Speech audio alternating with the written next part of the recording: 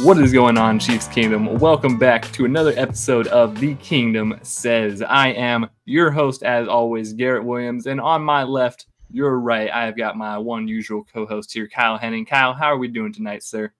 Doing all right. It's been a bit of a weekend. Was a bit closer than we wanted on Sunday due to several factors. So, excited to talk some Chiefs football with you guys and get rolling on the next week.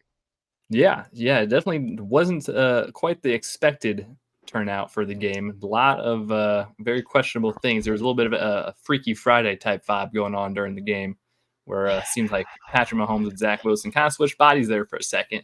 And then Zach Wilson fumbled the ball and they switched back and then it was all good to go. But yeah, it was certainly not what we predicted. But a win's a win. Started out that way. And it sure did. Yeah, all in of a that sudden. way.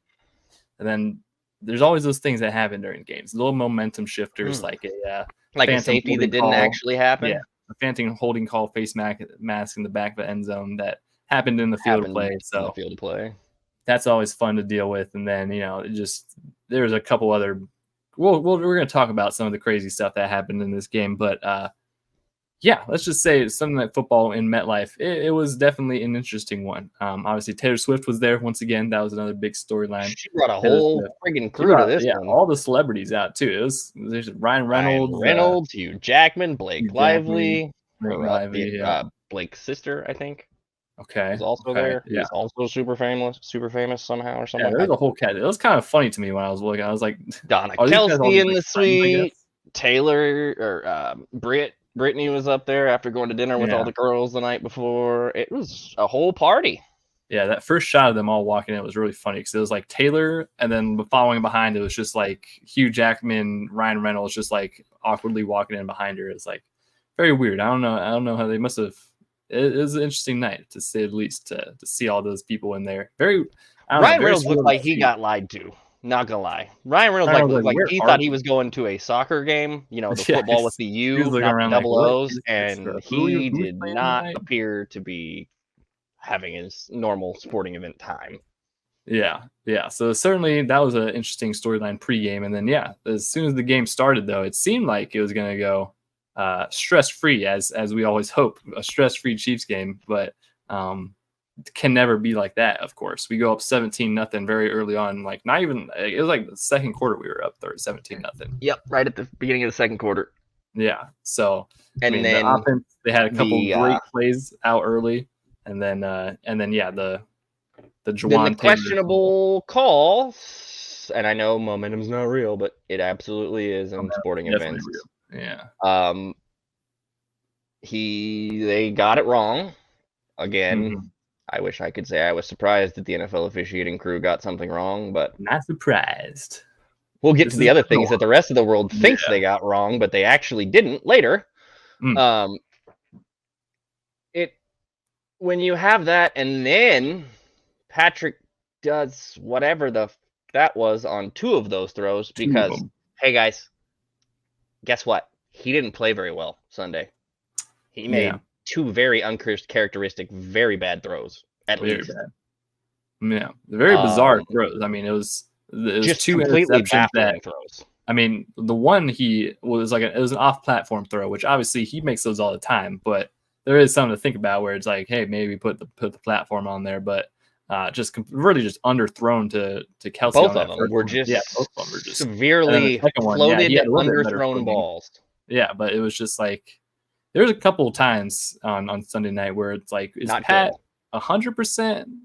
I don't think he's so. Probably. I didn't think so as well. Just because there was a deep ball to MBS at one point where he see him wind up, chuck it back, and then he's still like 5 yards short of MVS. He wasn't even like that far downfield. Like, it's kind of interesting.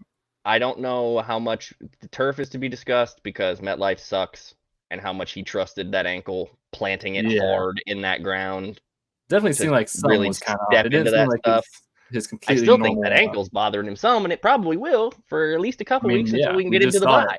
We just saw it happen literally last week against the Bears, so it's not like he could have been all fine and dandy, but there's still probably a little bit of a trust factor where it's like, I don't want to load up too much on this. We talked about him being on the injury report this week. He was full, but they were still doing treatment on that ankle because otherwise he would have been on the injury report. So a little, like I said, a couple of very uncharacteristically bad throws that it just really shook it up for the Chiefs. Really made them had to fight a lot harder for that one. And they had some uncharacteristically bad line play. Yeah, that's another thing we'll have to in the interior. Yeah, the offensive line didn't have the greatest of night. The tackles are the tackles. The Juwan Taylor got, and Juwan, he didn't get any illegal formation calls this game. No false starts, no illegal formations. Yeah, which is why the penalty conversation about him is so annoying, because 95% of the ones that have been called against him are not getting called anywhere else in the league, and we've diagrammed and diagnosed and discussed that 100 times. So pretending that he's somehow the most penalized tackle in the league for just playing the position is the stupidest thing you can do. But here we are. Yeah. As far as actual penalties, not many, but all these fake. Was the one a face mask? Yes. Should it have been a 3-yard penalty? Yes, because it happened outside of the end zone when it started, as the broadcast referee said, as the officials said. Yeah, there's everybody but the on-field officials. And oh, by the way, somehow, some way, that safety is the only scoring play in the entire NFL they can't review. How? That's a very interesting one. Why? Yeah. Oh, we don't know. We just decided. It was pretty funny having Gene Steratore. I think it was Gene Steratore who was their rules analyst. He didn't agree with him all night. He came in a couple times. He was like, nope, that's not the right call. Yeah, that's not the right one. There was another call that he was just straight up like, yeah, that's not pass. The hold on Trey Smith that wasn't holding. Oh, yeah. Like, he was like, nope, that was actually not. Oh, my God. It was certainly an interesting night from the Zebras, which guys is always a thing. Saying refs suck, because generally speaking they do. But you cannot get mad at them for getting calls right and pretend they got them wrong. And that's what I watched an entire timeline do for the general population do on Sunday. Yeah. So, Kyle, what are you referencing specifically here, Kyle? The last drive, maybe the last drive. Donovan Smith did not hold Jermaine Johnson. Didn't. Jermaine Johnson got destroyed on that rep and quit. He literally gave up. And then committed a penalty himself that didn't get called. If the player on defense gets locked up and gives up, they are never, ever, ever, ever calling that. They're not. Yeah, like how can you expect to? You're not still trying on the rep anymore. You can't even tell that he's being held because he's just standing there. Yeah, and also like very clearly from the broadcast angle, you see the ref who's standing behind, looking directly. So it's like, the sideline angle, it shows him and by the way, he's still not even holding him. He just has his hands inside of his framework, which is textbook tackle right there. Everybody with his hands came outside of the framework. Yes, after Jermaine Johnson has his hand inside Donovan Smith's face mask. Like, he literally just slapped it a couple times. Like, bro, hello. Like, what are you watching? And those of you who still think this is wrong, you're wrong. After all of the players from offense and defense, rules analysts, coaches on both sides of the ball, all told you that's not holding. Well, they don't know what they're talking about. Okay, well, then I'm done with this conversation because you're insane. Yeah. Once the pros weigh in, it's like, all right, come on now. Listen to the pros. Same drive. Sauce Gardner. Okay. Sauce. Let's get one thing straight. They let both secondaries play physical all night. Here's the other part. They let the Jets hold all night. They let Sauce Gardner hold most weeks. Go watch his tape. He gets away with a lot. But it's okay, because that's what happens a lot in these games. If they called everything, we would hate it. However, when you wrap a guy up around his shoulder pads as he's going by you, that's holding. I don't care if you didn't grab his jersey. You wrapped your arm around his neck and changed his body angle. Yeah, and then all the people who were saying, even if they didn't call it on you, even if they didn't call the holding on you, 4 yards away from you, on the same side of the field, another defender has Travis Kelce, and he's wrapped around his back, both hands, and his legs are wrapped around him. Dang, that's not legal. I don't But think that's legal. somehow we couldn't figure out that there was holding on that play. Maybe they got the number wrong. Maybe it wasn't on Sauce. Maybe it was on the linebacker or the safety. Yeah. But there was holding in both places on that play. So getting mad at the officials for getting two of the only calls they got right all night correct is asinine. Also, the people who are saying like the ref waited until the interception happened to throw the flag. Competent officials that can find their flag. Yeah, you can at least see him reaching for his flag way before the ball is even intercepted. Like, and again, if you had he doesn't magically have it already in his hand. Yeah, if you had competent officials who could run with the play, who could react with the play, who could get the flag out of their pocket in time, who could blow a whistle, who could see a delay a game clock hit 0 and know that they probably should blow the whistle because the ball's not snapped. Like, oh my god, that happened like 3 times. It happened at the end of a quarter. Yeah, like and very obviously, like it's double zeros and then some, and then there's That's a different game, by the way. That happened in a different game, but yet still we're having these conversations because the NFL refuses to put competent officiating on the field. They have the ability to. We've talked about it. Choose not to. So it's one of those things. And y'all want to be mad? Consistent. That's all I ever want is be consistent, and they can't. And we always say too, it's you can't blame the refs, right? You can't blame the refs for losing the game for you. Like players say that literally all the time. Like, hey, if you don't want the refs to decide that, maybe don't let Pat scramble for 26 yards all by himself. Like maybe. And I'll be the first to tell you that they have made calls that have changed the outcomes of games. Whether that was intentional or not, no, probably not. Mostly human error and incompetence because, well, they're incompetent all the time. Take the evidence that they've given you. As I said to you earlier pre-show, Garrett, if someone tells you who they are, believe them. Yeah, I will say it's one of those things like, one call at the end of the game might actually change the outcome, but also all the other things that happened during the game could have also changed the outcome. It's the same way that like sometimes, like if a kicker, it has like a game-winning kick and then he misses it and like all of his teammates are like, it's not on him. Like obviously that's his job, but also we should have put him in a better spot. It's like one of those things. You had to hit it from 63. What a bum. Like, no. Yeah, it's like, no, it's just the offense did nothing all night. And so he had to rely on the kicker a lot. So it's just one of those things like it's. If you're going to complain about the Donovan Smith and Sauce call and you're not going to complain about the 12 points that the refs gave the Jets to make that a game, I don't know how to help you. Yeah. I don't know how to help you. Like, just because they happened in the first quarter doesn't mean it's any less impactful than the fourth quarter. And we got that stupid ass argument again too. Well, when it happened in the game, they shouldn't have thrown the flag. No, it's a penalty in the first quarter. It's a penalty in the fourth quarter. It's a penalty in game 1. It's a penalty in game 22. 21. Yeah, what is it? So we just need 20 or 21 with 17, 18, 19. It's between 20 and 21 because you might not get the bye.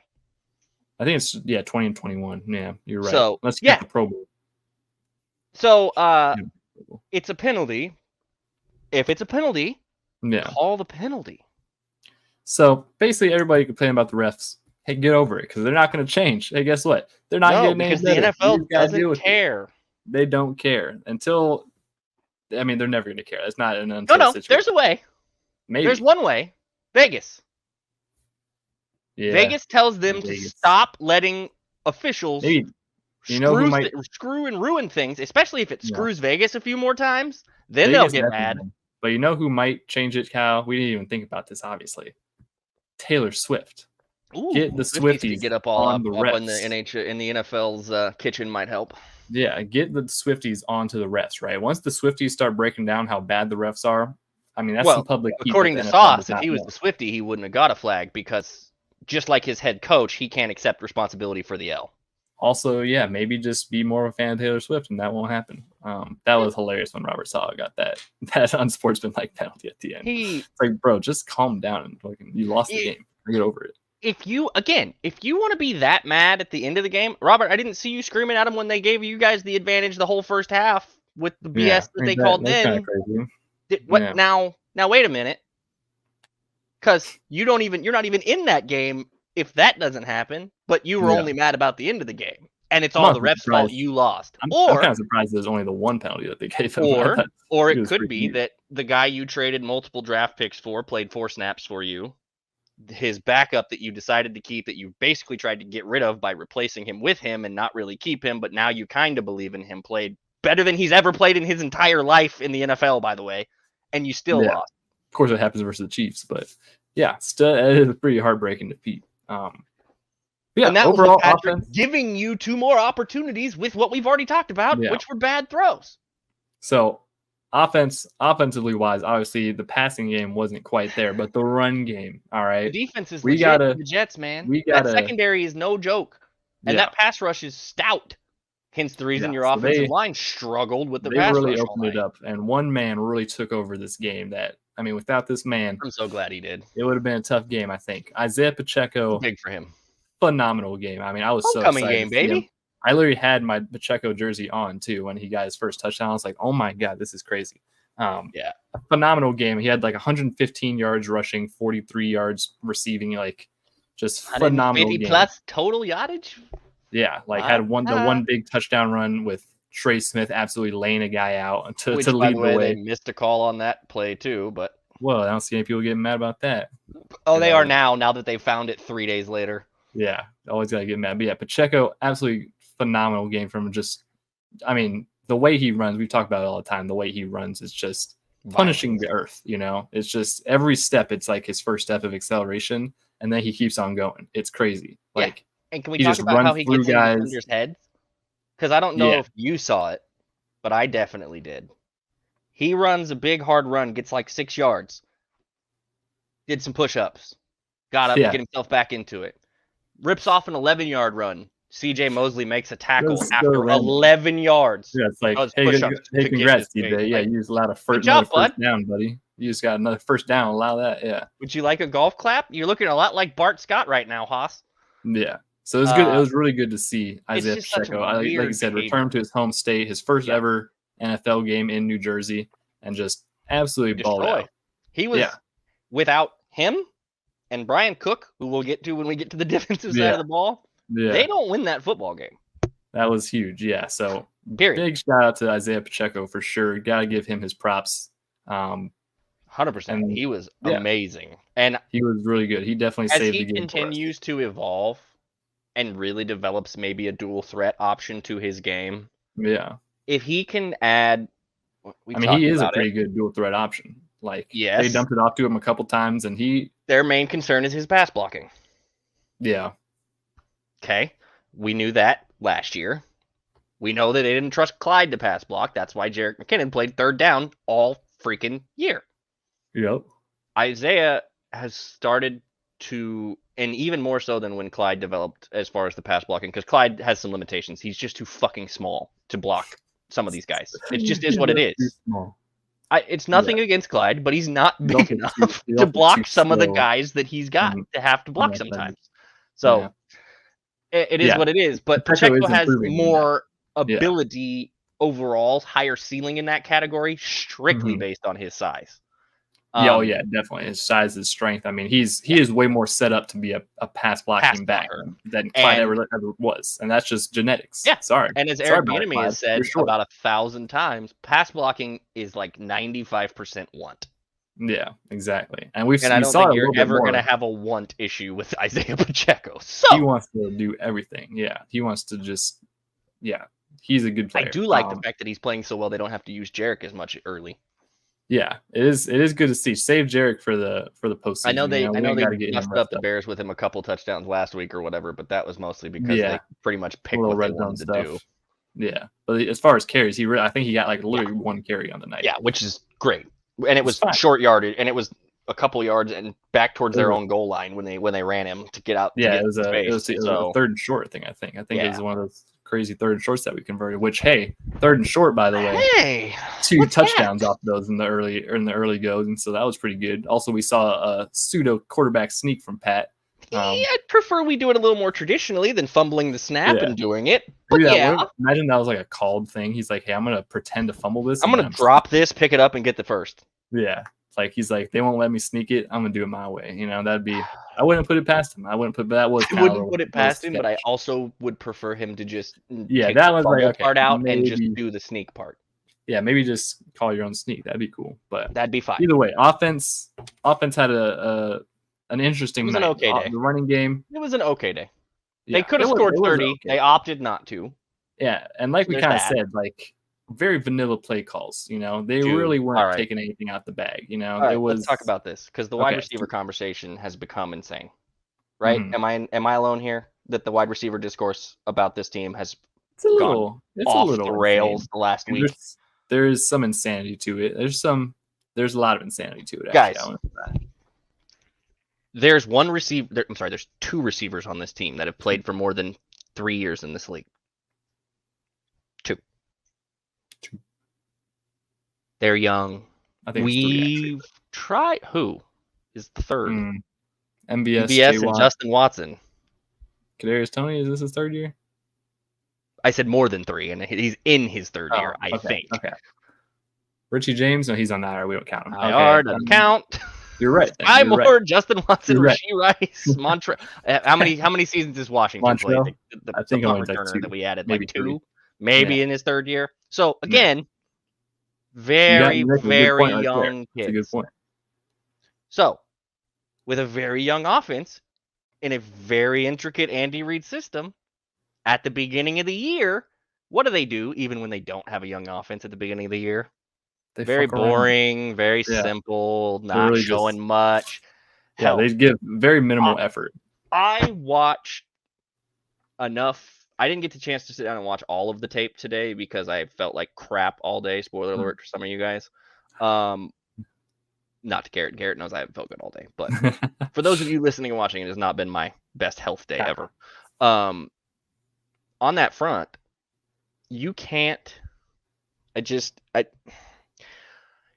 watched enough to see that they didn't really do a ton of scheming with the wide receivers. There's several examples of the route combos they're running where Travis is predominantly the only option. Yeah, which that's kind of a problem. I get somewhat.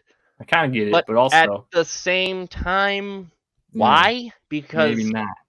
Especially because he's still probably not 100% coming off that knee injury. That's the why. That's 100% the why. It's like, yeah. I know that you're not using him every snap. He's been now right. I didn't get a chance to pop peak snap counts, but I know he has not been playing. Yeah, he has spelled out like he traditionally does for Noah Gray, and Noah Gray had a decent game last night too. I mean, he had a tutter. Yeah, but he's traditionally playing. Well, he had a tutter because Patrick pumped it to Travis, and the whole defense converted, and Noah was wide open. That was a very good play call. But and again, sometimes when they actually get towards like the red zone or in the first 15, they design plays. But it seemed like the rest they of haven't the night really opened that bag too much. Yeah, the rest of the night it was pretty vanilla. So Travis only played 55 of the offense's 70 snaps. It's under 80%, which for Travis it's a little bit higher than I thought it would be, but still, it is higher, but it's low for Travis. Yeah. And also, he's not 100%. He has a bone bruise, deep bone bruise that they thought he broke his leg on 3 weeks ago. Look, you hyperextended that thing. Like, come on. Yeah. So he's not going to be 100%. So while, yes, he's your best weapon and you want to draw stuff up for him and you want to kind of see how it looks, you got to give him more than 2 stick routes and a go ball to Sky Moore to go with him for him to get open, because the 2 stick routes, a little more. Nobody moved on the defense, and the go ball was sauce against Sky. And I'm sorry, Sky, but you're not winning that matchup. That ain't your matchup right there, but not in man. Sorry, no. Yeah. So like some of this is Andy and co. Yeah. And some of this is having very young wide receivers.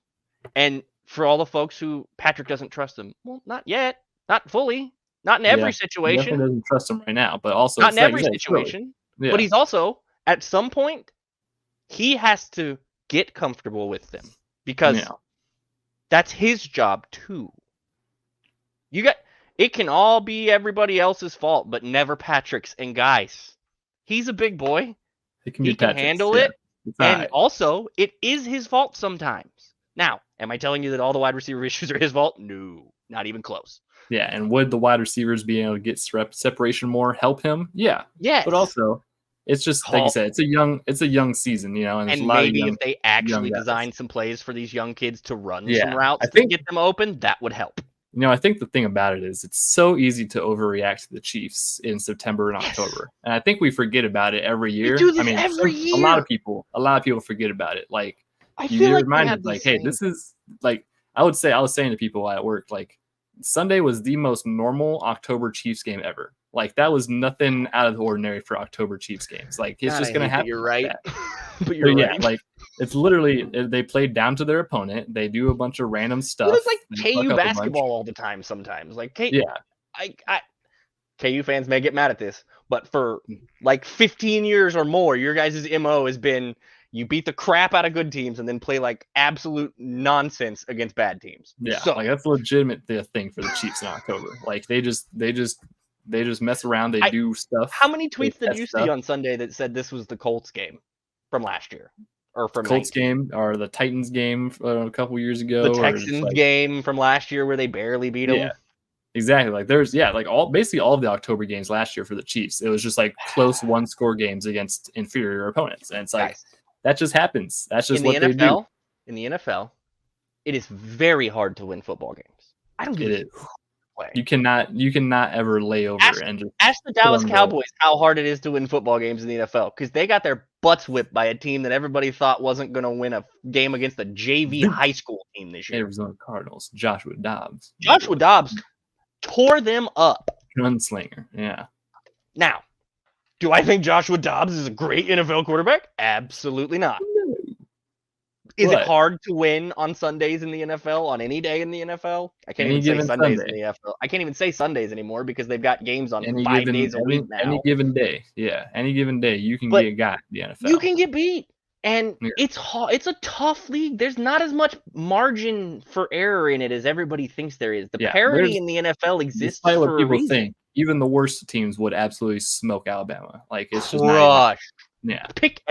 Alabama's not very good this year, according to some in college football. You can make a super team of college football players. College all-star team. Yeah, they're still getting all-star team coached by the best coaching staff. They're getting smoked by 70. Like, it's just sorry. They're gonna get grown men, college kids. Is what it is. But at the same time, in the NFL, what people don't seem to get is the worst guy in the league is 0.5% worse than the best guy at his position in most cases. Yeah. Because if you're in the NFL, you're the top 1% of the top 1% of the top 1% who play this sport. Yeah, that's a lot of trickle down. I mean, how many college football athletes are there in the NCAA? At least a year. At least they can draft 7 full rounds of 254 guys in it. Yeah, every year. Hundreds of leftovers. And they cut half of them. Yeah. The story to be said about that is the Chiefs. It's not always going to be pretty. It ain't always going to be easy. This is exactly how they do it in October. If they're doing this in January, then we have concerns. But they don't. They don't do it in January. And Garrett, you brought a very good point because we do this every year. The difference this year versus past years, and I know this is what's seems to be causing some consternation for some folks. Every year before this one, the conversation that we are having right now about the offense has been about which side of the football? The defense. Mm-hmm. Mm-hmm. Mm-hmm. So now we have the opposite. Yes, and yet they're still 3-1. Crazy how that works. Crazy. And yet it's time to panic and trade for Chase Claypool. Which, guys, I'm an Indy fan. Been an Indy fan since I was born. This guy watched him. Chase Claypool is not real. I don't want to be too aggressive to him because I still think he's a good kid. He's one of the worst products Notre Dame has ever put in the NFL at the wide receiver position. Period.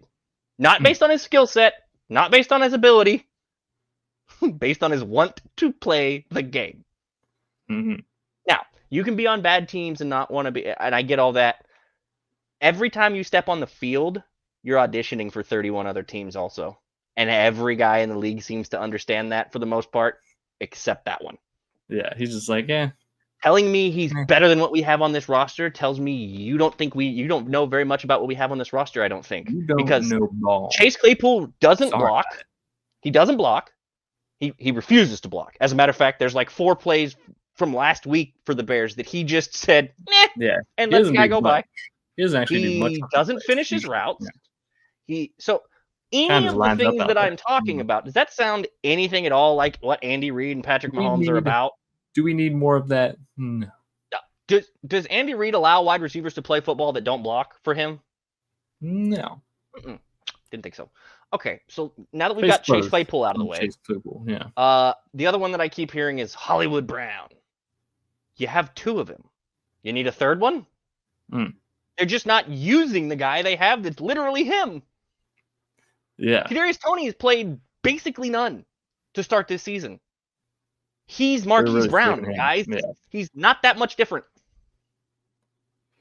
Yeah. So and the Mike Evans conversation is completely null and void because you are not, unless the Bucs are letting you trade a 6th or 7th for him and he doesn't need a new contract right away, you're going to have to give up more than that and you're going to have to pay him. We need the Sun God. That's who we need. You're not getting Amon-Ra because Detroit would rather trade you Dan Campbell, Jared Goff, and half we would never get Amon-Ra, but that's the only guy I would trade for. And maybe that's fine. Jerry Judy, but Jerry Judy's never going to get traded to us, so that's unfortunate. When we have these conversations and you want to go replace and you want to get rid of this stuff, with bigger go home. From where? Yeah, because we don't need just because Madden lets you make a trade doesn't mean that the NFL will.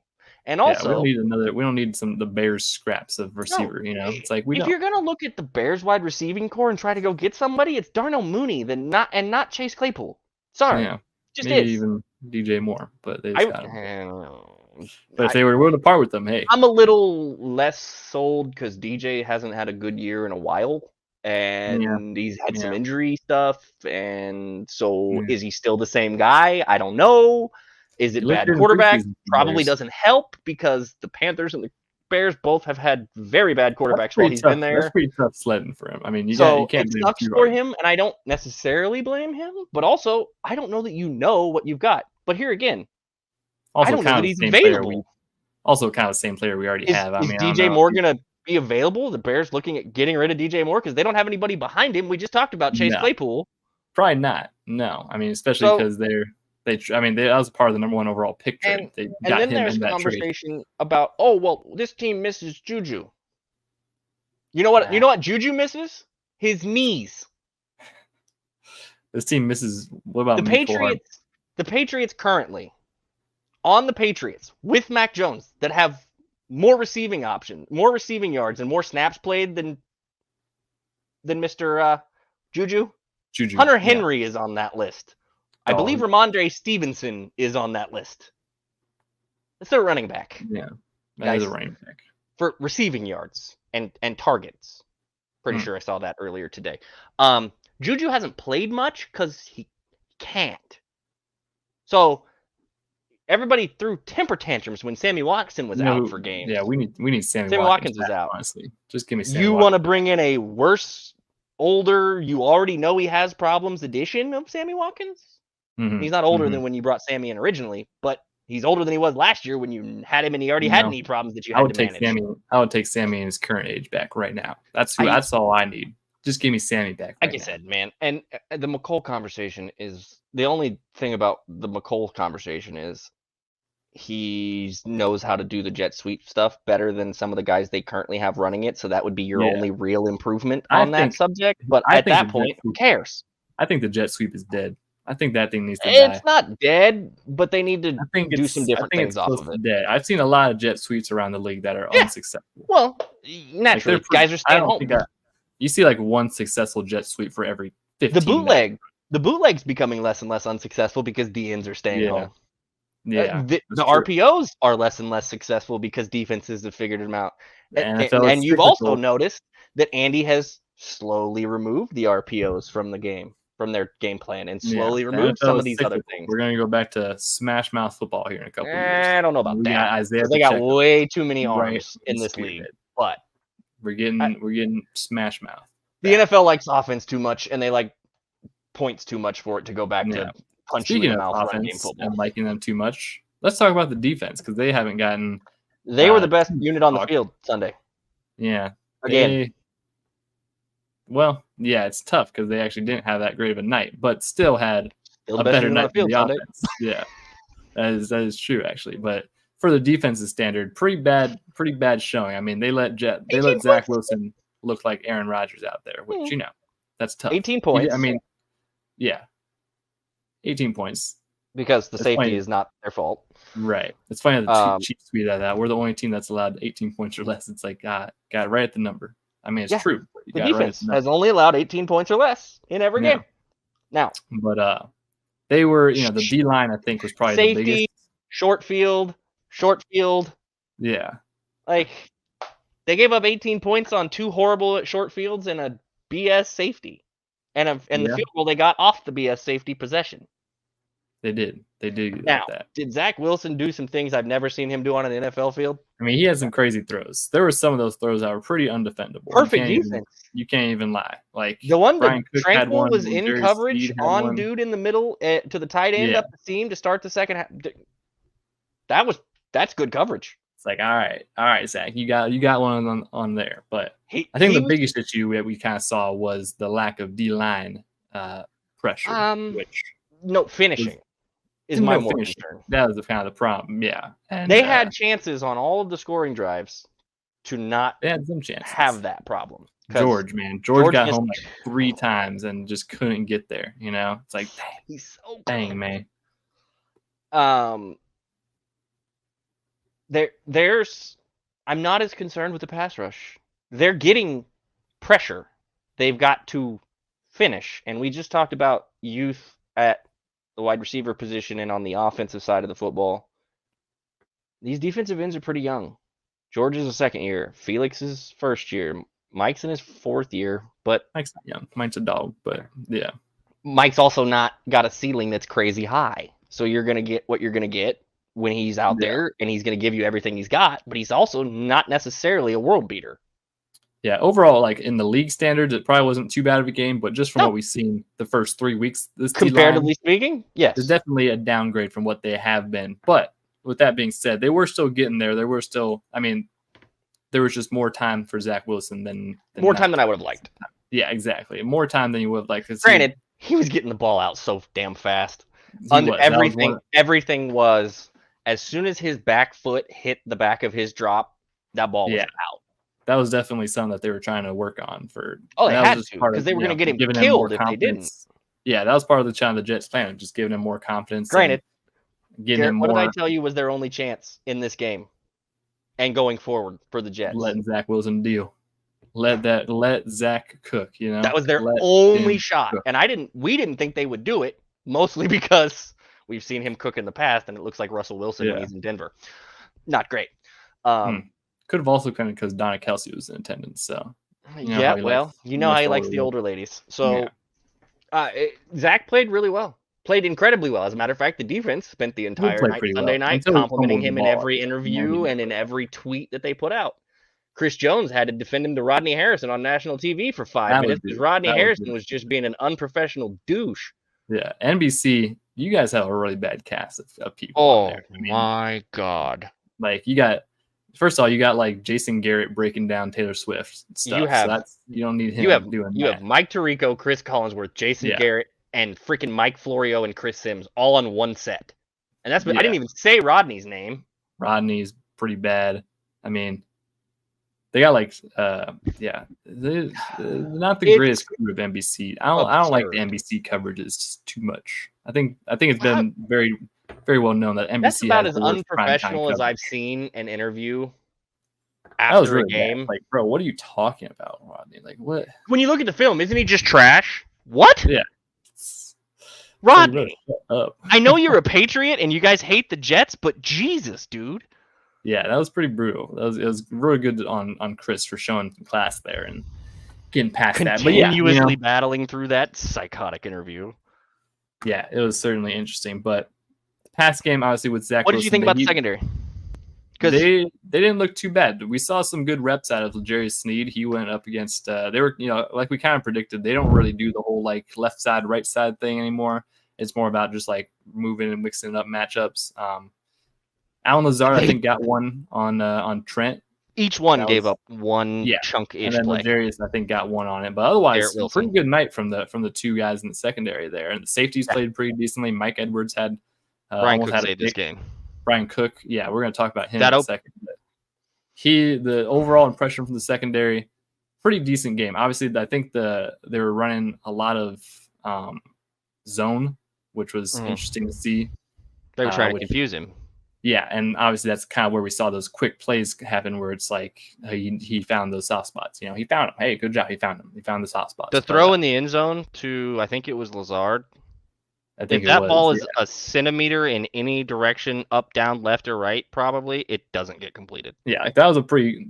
Despite what the stats say, they played a pretty good game. And yeah, Brian Cook, just game-saving play. Yo, man, the big Michael Carter. Was it Michael Carter?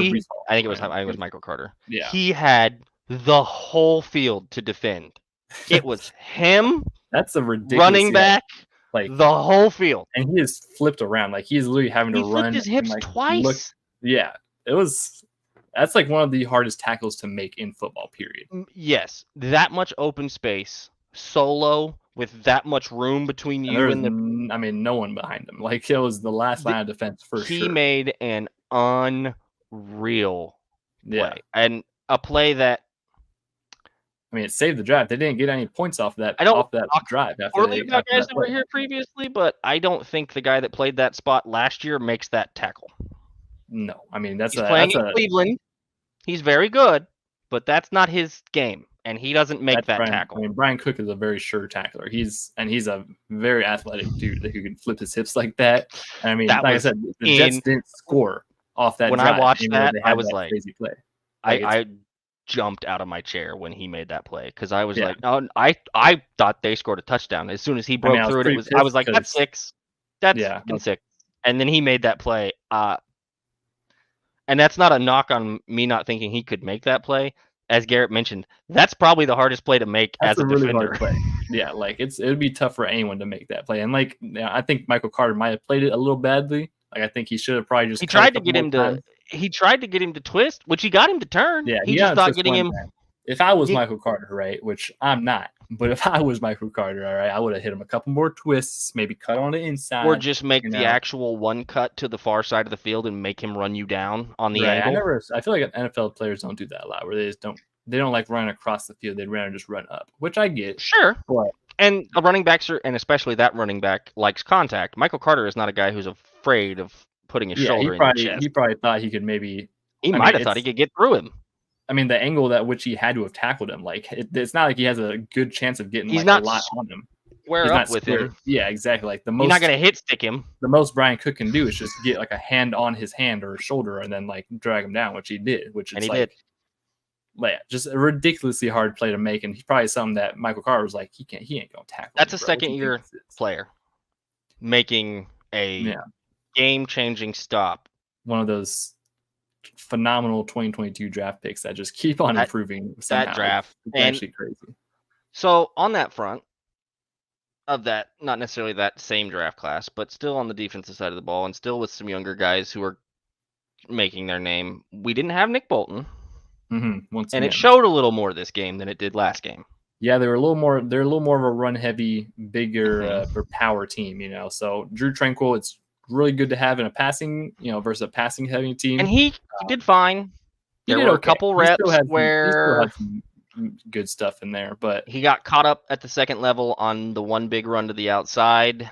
He got swallowed up by a defensive lineman, I think, on that. And then, but yet on another play on the inside, he completely sheds and gets underneath the D tackle and makes the play. So he got in the backfield a couple times. It's a different way that he wins. We talked a lot about Drew's strengths last week, right? Because he's so much better in coverage than a lot of the guys that we have. Yeah. One of the areas he's not better in, we saw. Nick Bolton and that just happens to be Nick Bolton's cup of tea, really. Is that downhill running. Yeah, that's like one of those things. Like they both have very unique skill sets, and it'd be nice to have both of them on the field. And like I said, Drew can do more than Willie can, or than Nick can on an overall basis. Yeah, he's more diverse. But what Nick does really well, he's really, really, really good at. Yeah, like I said, in the perfect world, it'd be very ideal to have both those guys on the same field at the same time. Because next year you might not have more of that. Well, I was talking more for next year. You may not have the guy wearing 50 on the other guy on the other side. They're going to have some decisions to make. There are going to be a lot of decisions to make with this defense. This defense on the outside that might get paid by somebody guys, else. This defense is legit. It's a legitimate defense. I definitely didn't leave the game thinking like, oh, this defense is in trouble. Like this defense is very fine. And like you said, I didn't really kind of think about it in the grand scheme, but yeah, like 2 bad field positions they got dealt with, and a safety. Like now, Tommy bombed the crap out of the punt off the free kick off the safety. That was crazy. But I mean, still, they get 2 straight possessions essentially because they got 2 points that weren't 2 points, and then got the ball. Yeah, when it should have been just a punt. So overall, defense looked pretty good. I will still say defense looked good. Offense, this is minus Charles Omenihu, mind you. Yeah, can't wait to have him back. That's gonna be That's gonna be big to have him back, having Fulton back in there. They seem to have established a little bit of a rotation with the DNs right now. Yeah, and the person that's gonna get bumped is gonna be Malik Herring. But currently, they're pretty much running George. Well, no, I legitimately think Malik Herring's like gone. I mean, bump both of them out. No, like gone. No, Matt Dickerson's active and was active over Neil Farrell Jr. I don't know that Matt Dickerson's going anywhere. He might. Malik Herring has been paired with Felix as the second unit of DNs, basically. Mm-hmm. It's been Dana and George a lot as the main unit, and Felix and Malik as the second unit. One of the top 2, probably Mike Dana, will be sliding down to join Felix, and Charles will likely slot in with George on the first group, and Malik Herring finds himself the odd man out, would be my guess from that rotation. Just based on the rotation they've established, kind of what they've shown, the snap counts, the schemes that they're running. Herring doesn't fit that necessarily as well as Dana or George or Felix. That makes sense. So, but we know with this D line, they run guys inside and outside all over the time. So it's very much, you never know. But like you said, there is kind of a theme of the front set, the defensive line rotation that they have going. So, and they've been running. It will be interesting to see Chris Jones and Derek Nottie, and Derek Nottie is still playing way above his head from the last year that we saw. Yeah, he had a couple of good reps. He's been, which you couldn't say all of last season, Garrett, at all, at any point in any game, and he's had at least a couple of good reps in every game this year. Yeah, he has been a little more noticeably good. He's starting to. He's been noticeable, but not what we were doing last year, which was. yeah. So yeah, I think that's overall, for you that watch us. You're gonna have to watch. Yeah, you gotta watch us to see that reaction. So you should watch us on YouTube. Thank you all so much for watching this one. As always, of course. Chiefs Jets game, it went pretty well. You know, we got out there with the dub. Taylor Swift. Oh, by the way, the NFL's not fixed because Patrick slid before going into the end zone to ice the game. Just thought we should clear that up too while we're talking about all the stupid things we've seen on the timeline this week. Yeah. So we've got the Vikings coming up now at Minnesota. So that's going to be a very interesting game to see because once again the Vikings are not a good team. So they're not playing well. I've had to watch the Vikings a lot. They're not playing well at all. I will say that they have a ton of talent. They're not. It's crazy because they have so much talent, and that they are very bad. It's very crazy to see. I mean, but I feel like there's one of those teams that have the ability to turn on whenever. So what time is this game? See it. We're gonna talk about it more. We're gonna have another episode later this week. We'll tell you what time the game's at and tell you what to pay attention to for Kirk Cousins based on the time slot of which we play them. So yeah, that's crucial. That is crucial. So. Thank you all so much for listening and watching on this one. If you're only listening, you should watch us on YouTube. You should. Kingdom Says Podcast on YouTube. And then otherwise, find us on Apple Music, Spotify, any podcast platform, really. Follow our socials at Kingdom Says Pod, Facebook, Twitter, and Instagram. If you don't watch us, you can't see Garrett's pretty face. I look like a cave troll, but Garrett's pretty. No, Kyle looks better than me for sure. I mean, that hair, I mean, I wish my hair could get like that. It's beautiful. I got it up right now. You can't even see it, so. Yeah, if you had it down, you'd you'd actually probably look more. I'll turn sideways. There we go. It's back you'd actually look way more cave troll if you had it down. Like this? Yeah. You kind of look like a sophisticated cave troll without it, but then now you're looking like ooga booga, you know. All right, y'all. Thank you all for tuning in. We will see you guys in the next episode of The Kingdom Says.